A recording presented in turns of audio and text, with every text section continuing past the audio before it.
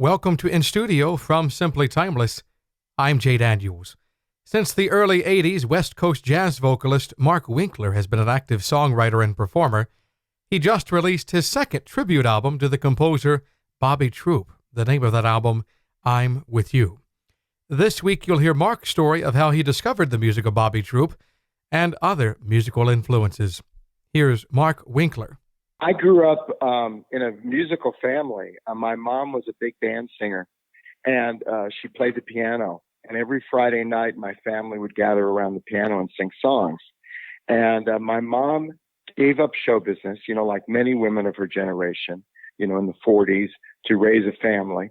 But she never really gave up show business. She was always talking about it, following the different people, following Lena Horne and following Judy Garland and Ella Fitzgerald.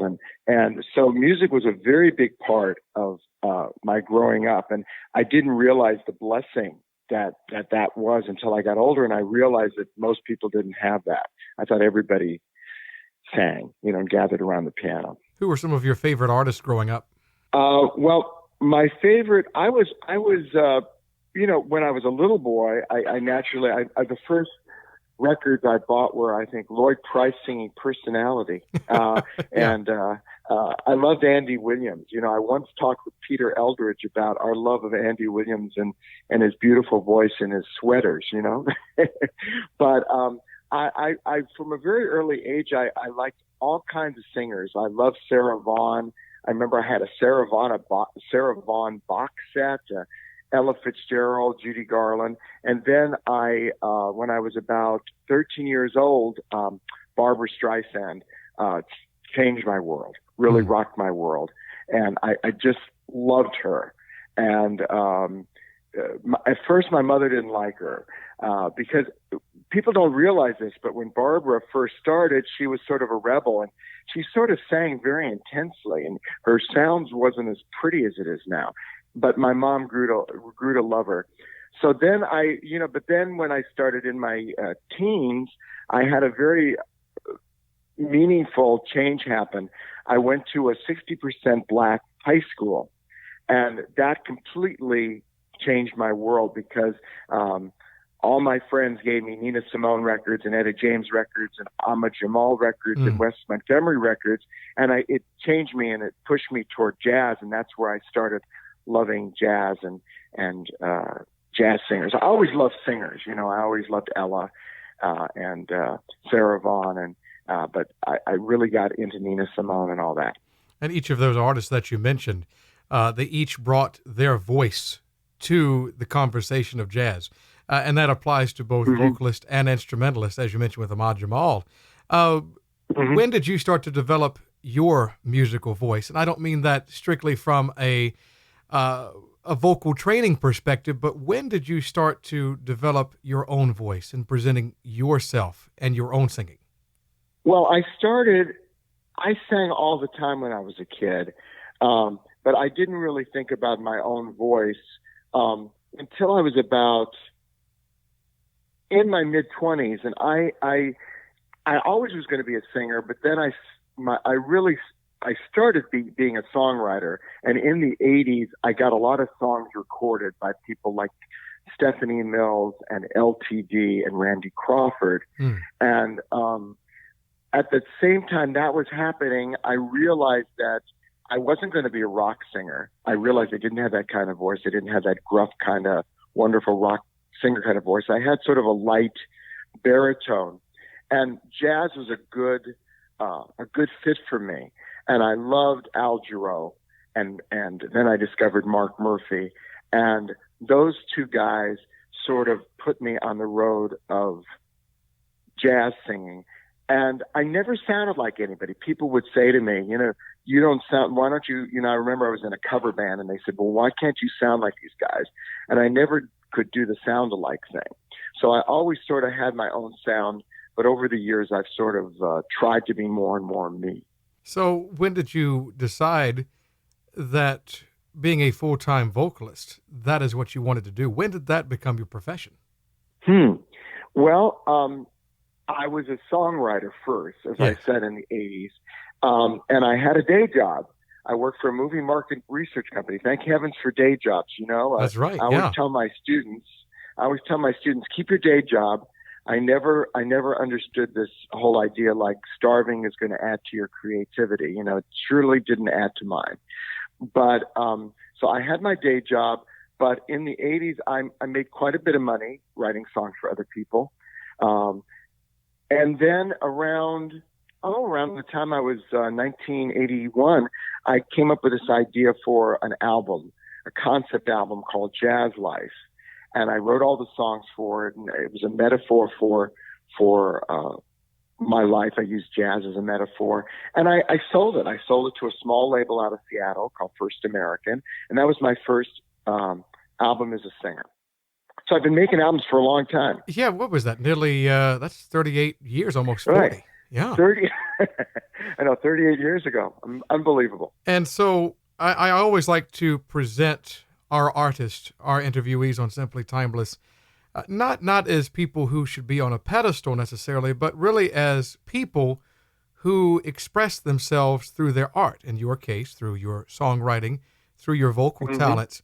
And as you developed those talents, what were some challenges, perhaps personally, perhaps professionally, that you encountered along the way? Being in show business is a very difficult career decision. It's tough. And, I was a little bit, I wasn't doing pop. I wasn't doing Barry Manilow. I wasn't doing Billy Joel. I was doing jazz. So it was tough to, I had my first record come out on First American, and it actually did pretty well, but the label went belly up, and then I couldn't get another label deal for 5 years until a lady loved me named Ellen Cohn, who's since passed away, and she signed me to Chase Music Group, which was a small label out of LA, and we did my next album, which was Ebony Rain. So it took 5 years for me to make my second album.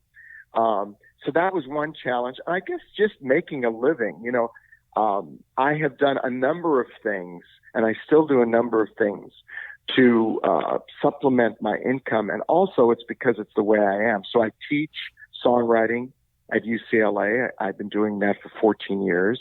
I produce other artists' CDs, and some of the other artists, like Lauren White and Dolores Scorsese and Tom Culver, and I write songs for other artists.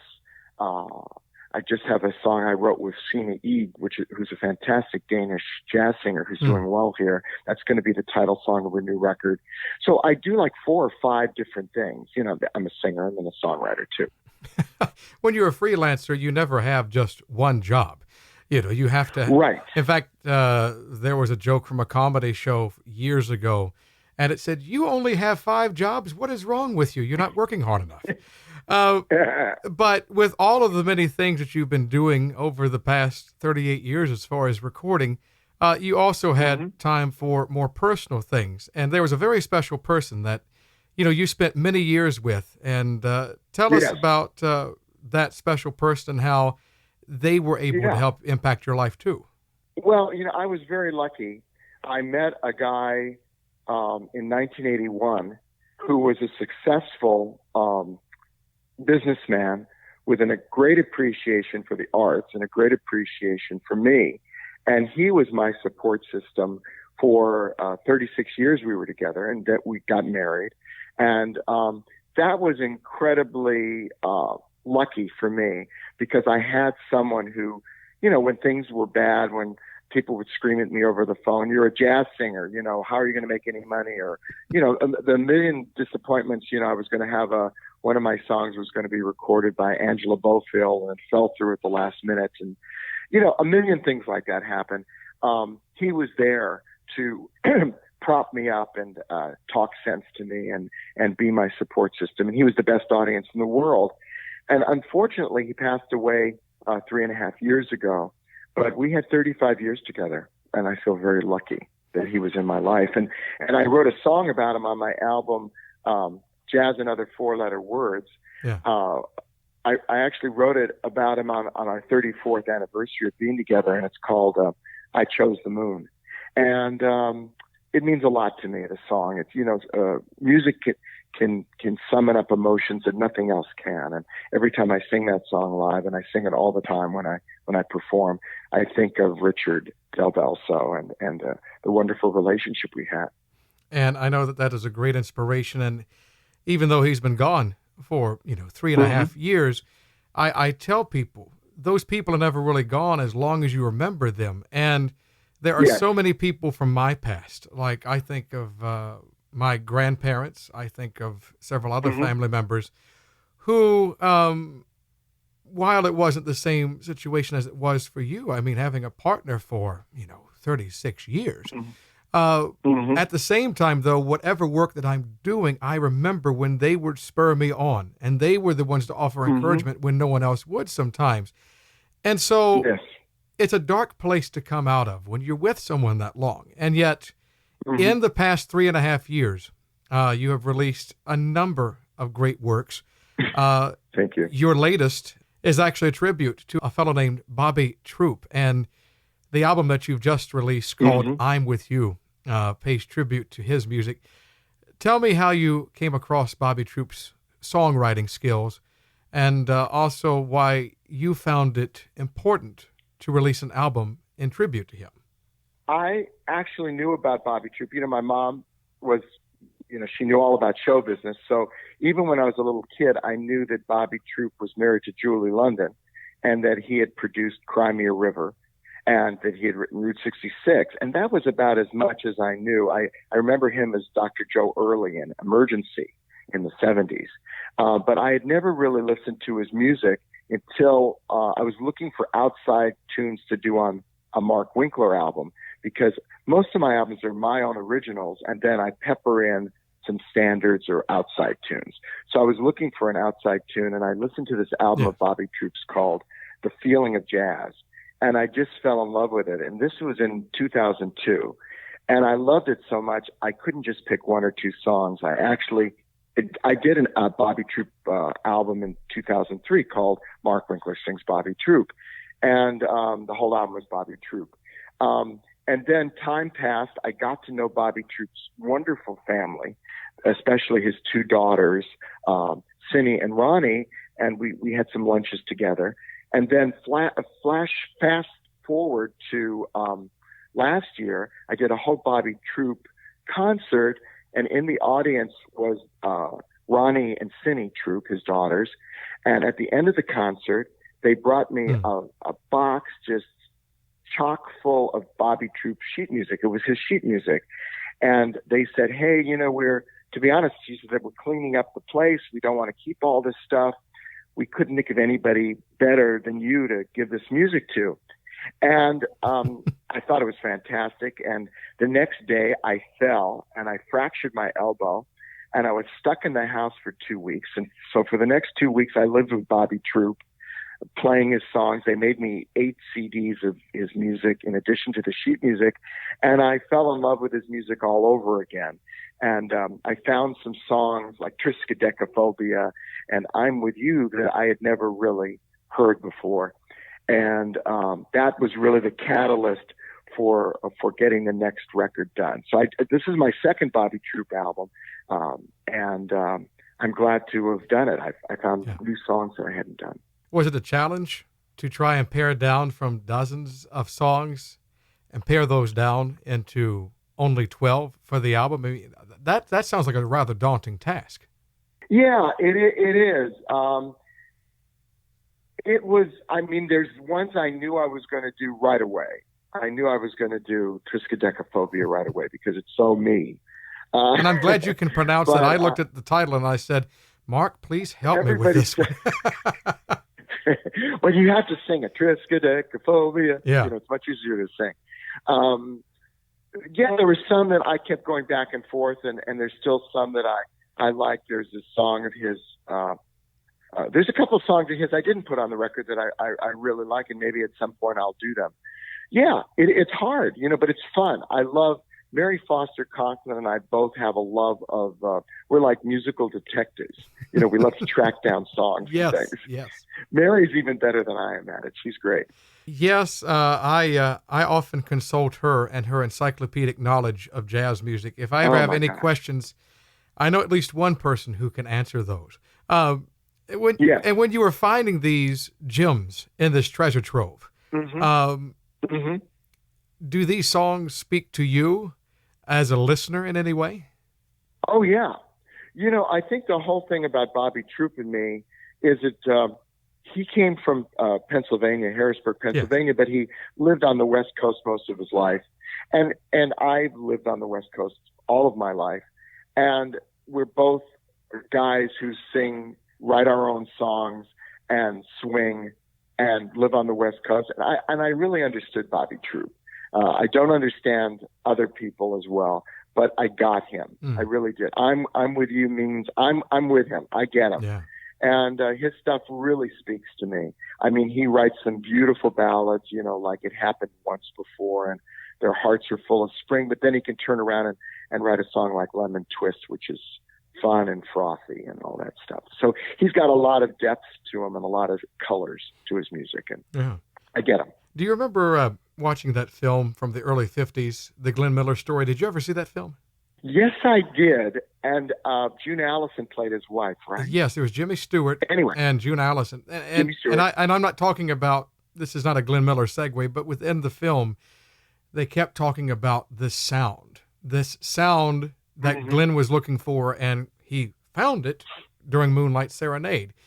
And I listened to the sound of your recordings, and these are songs that have been written many decades ago.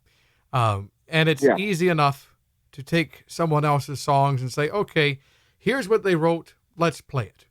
It's another thing, Mark, to take those songs and make them fresh, make them sound as though they were written just yesterday in 2019. Right. How would you define the sound that you were able to achieve on this album, vocally and instrumentally? Yeah. So one of the things I love to do is I won't do a song if I can't find my own way into it. Yeah. There's plenty of jazz singers that will do a song just like Ella did it, or Frank Sinatra did it, or Joe Williams did it.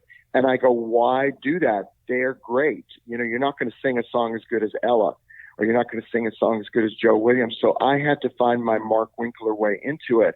And luckily I have a group of people around me, mainly Rich Eames, who's my piano player. And we just basically sit down and we work on the arrangement, and we come up with these ways to make them, we're living in 2019, and I don't want it to sound like it's 1945 or 1953. So we come up with that sound. And I have another guy named Jameson Trotter who did I'm With You, and he came up with that great organ feature for it. So I love to reinvent stuff. I'm not a fan of changing the melody. There's some people who do that. I don't change the melody, but I do change the rhythms and things. I try not to mess around too much, but I do like to have fun with it. Well, you think about your recording of Route 66, and it has become so ingrained in me just to sing it very straight. And a nice bluesy 4/4, but yet there were subtle changes that you made. The melody was, as you mentioned, unchanged, but yet there are little hesitations here, or maybe instead of coming in on beat number 2 or beat number 3, you come in on 4, hold it into the next measure, or what have you. I think that's what you're getting at when you say this is kind of the sound that I go for, and it's you. Nobody else can duplicate that.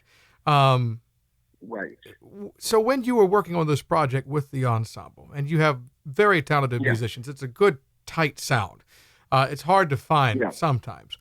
Were you able to? Yeah, it is. It took me a long time. Well, were you able to gain any musical insight? I mean, yes, you've been recording for nearly 40 years, but surely you were still able to find something that you hadn't realized before musically.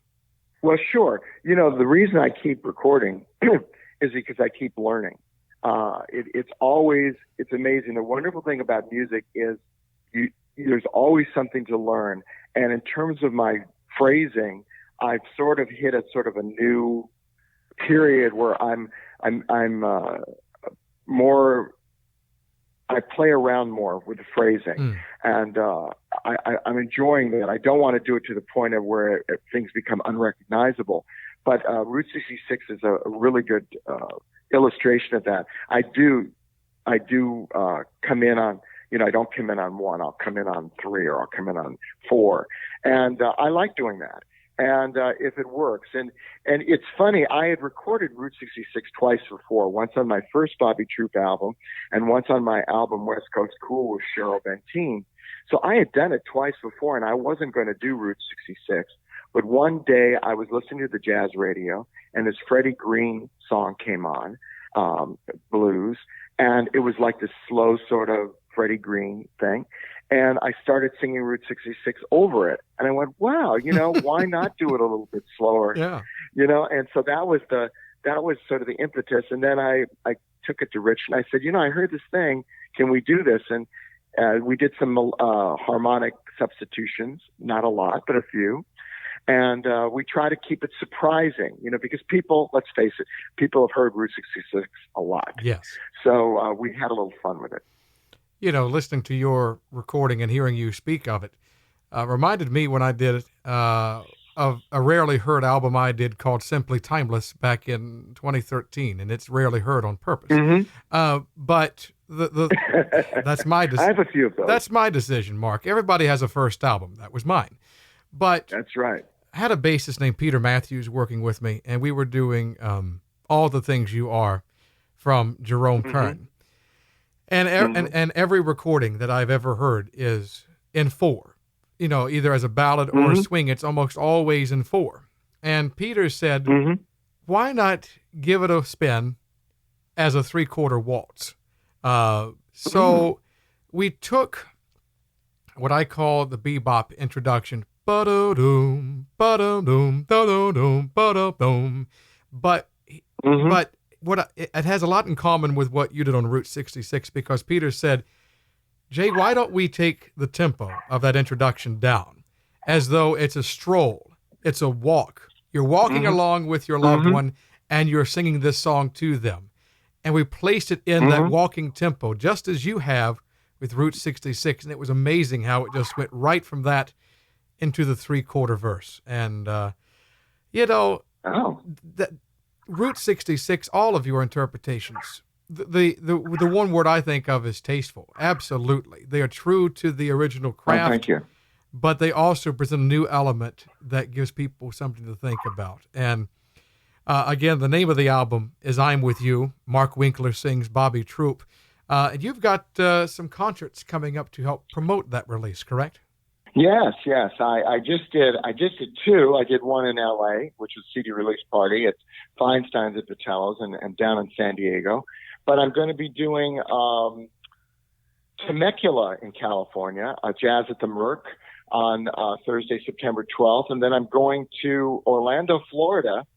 I'm going to be doing the radio station down there. They're going to do a concert with me on September 17th. And then I'm doing New York City. Yes, and I hope that we get to see you in New York. Been looking forward to your return to the East Coast, and I hope that the weather will be nice for you when you get here. I hope so too. Yeah, I really hope so. By the way, Mark, are you already thinking about your next album?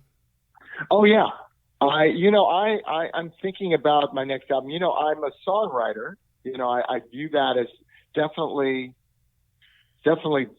almost foremost in my mind. So I haven't done a lot of Mark Winkler songs in the last 2 records. So the next record, there's going to be quite a few Mark Winkler songs, and I've written some of them with a wonderful writer that I work with named Bill Cantos. And he's a great writer. We wrote I Chose the Moon and Your Cat Plays Piano together. So we have about 5 or 6 songs already. And hopefully I will be doing them the end of the year, the beginning of the year. So I'm definitely planning to do that. And then I'm thinking of an album with Cheryl. We're talking about doing another record together. And you and Cheryl Benteen have done several already, haven't you?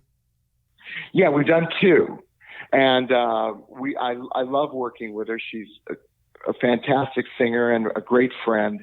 And we toured quite a bit together. And so we're sort of plotting it out. I think it's a tribute album to a musician, another tribute album. But I think I'm excited about it. It's going to be fun. That's great. And we've talked about a lot of your recording experience, some of your songwriting, your influences. We've talked about all of that. But as we close the interview, I just want to ask one last question, and you may interpret this as you wish. Why music? Well, you know, when they said, why did you choose music? People ask me, and I go, I didn't choose music. Music chose me.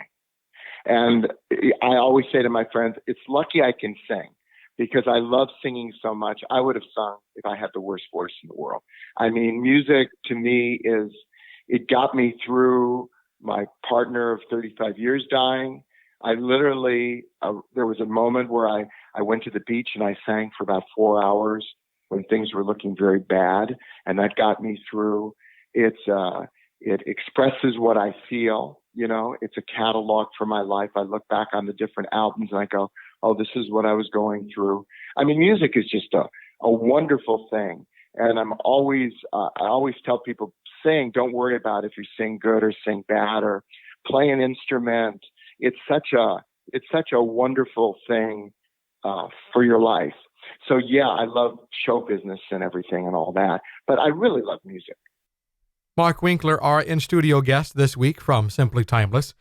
I'm With You is available on CD or through your preferred streaming service.